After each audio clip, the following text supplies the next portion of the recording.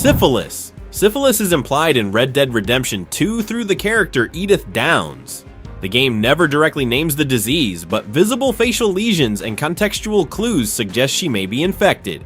Syphilis is a sexually transmitted infection that in its later stages can cause skin lesions and severe health decline. Edith becomes a prostitute after her husband's death, and her deteriorated appearance is shown in later encounters. The disease is not part of a quest or mechanic, and it functions as environmental storytelling. It reflects the harsh consequences of poverty and social marginalization in the game's world. Treatment options in the late 1800s were extremely limited and often dangerous. Mercury compounds were commonly used because they could suppress symptoms temporarily, but mercury poisoning frequently caused severe side effects, including neurological damage and organ failure. Effective antibiotic treatment would not exist until the discovery of penicillin decades later. As a result, many infected individuals experienced lifelong deterioration, so social consequences were as severe as the medical ones. Syphilis carried intense stigma, especially for women. Visible symptoms could lead to social exclusion, poverty, and loss of livelihood. Individuals in vulnerable economic positions, especially sex workers, faced higher exposure risk and less access to treatment. This social dynamic closely mirrors Edith Downs' situation in the game. Smallpox. Smallpox appears in Red Dead Redemption 2 during missions involving the Wapiti Native American Reservation. The disease is not infecting the protagonist, but it is actively harming NPCs on the reservation. Dialogue explains that the US Army has withheld vaccines.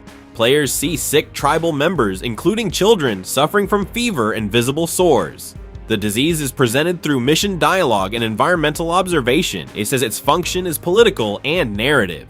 Smallpox highlights government corruption, racial injustice, and exploitation.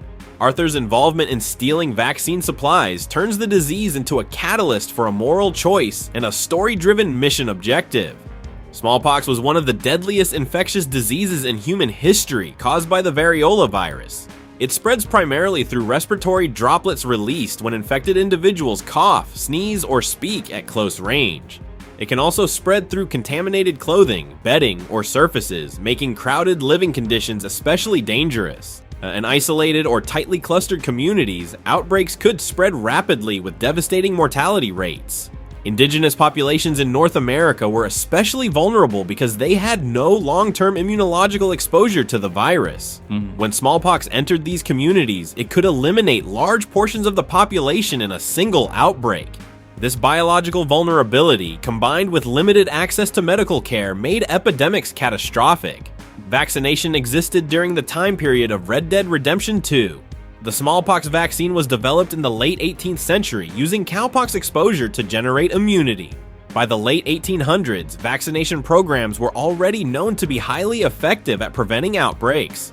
However, distribution depended heavily on political and military control of resources.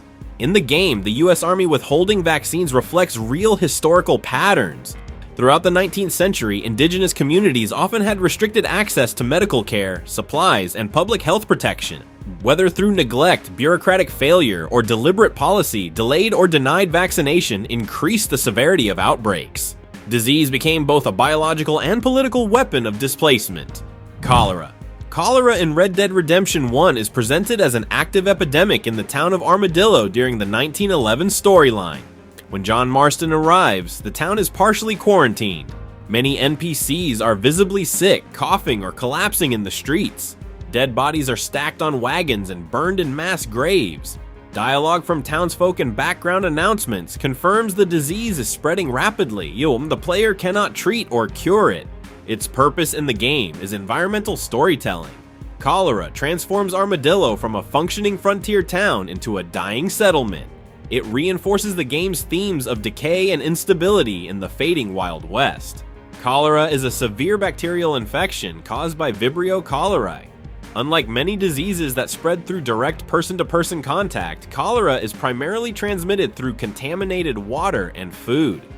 The bacteria thrive in environments with poor sanitation, especially where sewage contaminates drinking water sources. Frontier towns with limited infrastructure, unreliable clean water, and crowded living conditions were highly vulnerable to outbreaks. Without treatment, dehydration can become life-threatening within hours. Victims may experience muscle cramps, weakness, sunken eyes, cold skin, and dangerously low blood pressure. In advanced cases, circulatory collapse and organ failure can occur.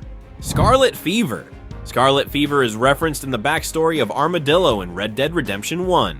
It does not appear as an active outbreak during gameplay, but newspapers and in-world lore describe a severe epidemic in the late 1890s. The disease devastated the town before the events of the main story. Its role is to explain why Armadillo is already weakened and sparsely populated by the time John Marston visits. It adds historical depth to the setting and supports the idea that the town has been repeatedly struck by misfortune. During the period depicted in the game, scarlet fever was far more dangerous than it is today. Antibiotics had not yet been discovered, so treatment was limited to supportive care such as rest, hydration, and attempts to reduce fever. Tuberculosis. Tuberculosis in Red Dead Redemption 2 is a central plot device affecting the main character, Arthur Morgan. He contracts the disease during a debt collection mission when Thomas Downs, who is already infected, coughs blood directly into Arthur's face. Tuberculosis, also called consumption in the 19th century, is a bacterial infection that attacks the lungs. As the story progresses, Arthur develops visible symptoms: persistent coughing, fatigue, weight loss, pale skin, and eventually coughing up blood. A doctor in St. Denis formally diagnoses him during a story mission. From that point forward, Arthur's condition steadily worsens. The disease cannot be cured. Its function is narrative transformation. Tuberculosis forces Arthur to confront his mortality. It shifts the tone of the game from outlaw adventure to personal reckoning. While there are minor gameplay effects such as reduced stamina efficiency, the primary purpose is to drive character development and determine the trajectory of the ending. In the 19th century, tuberculosis was one of the leading causes of death worldwide. It was often called consumption because patients gradually wasted away as the disease progressed. Weight loss, exhaustion, and physical decline were highly visible, making the disease both medically devastating and socially recognizable. Many people associated tuberculosis with a slow, inevitable decline that could last months or years. Arthur's illness follows a historically accurate trajectory, and his symptoms begin gradually, worsen progressively, and ultimately become irreversible. And the disease affects not only his physical strength, but also his social and psychological outlook.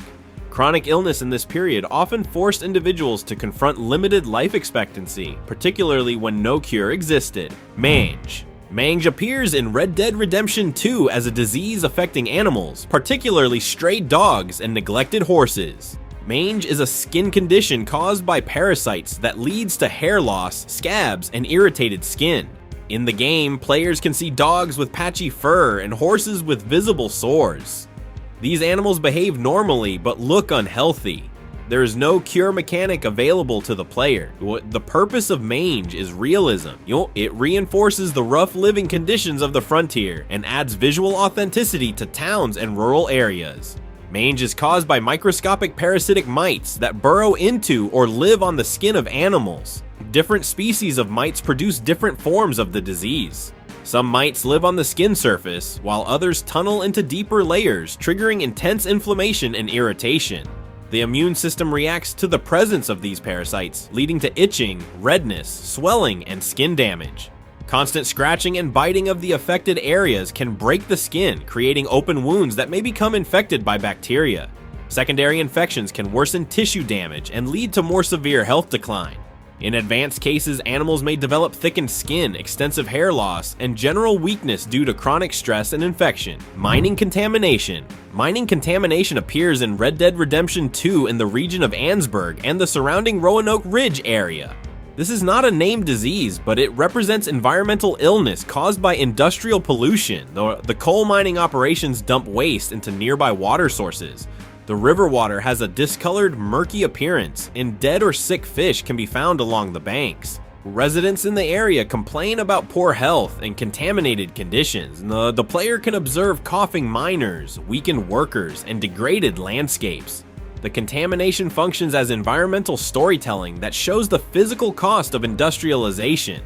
It contrasts the natural wilderness with the destructive impact of expanding industry, reinforcing the game's broader theme that modernization brings exploitation, illness, and decline.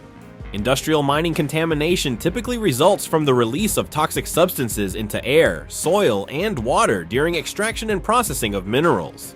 Coal mining in particular produces large quantities of waste material that can contain heavy metals, sulfur compounds, and fine particulate matter. When these substances enter rivers or groundwater, they can alter water chemistry and make it unsafe for drinking or agriculture. Mining towns in the late 19th century often lacked environmental regulation or worker protection. Not industrial expansion prioritized resource extraction over public health. Workers were exposed to hazardous conditions daily, and surrounding communities were affected by polluted water and air. Medical care for occupational disease was limited, and chronic illness often went untreated or unrecognized.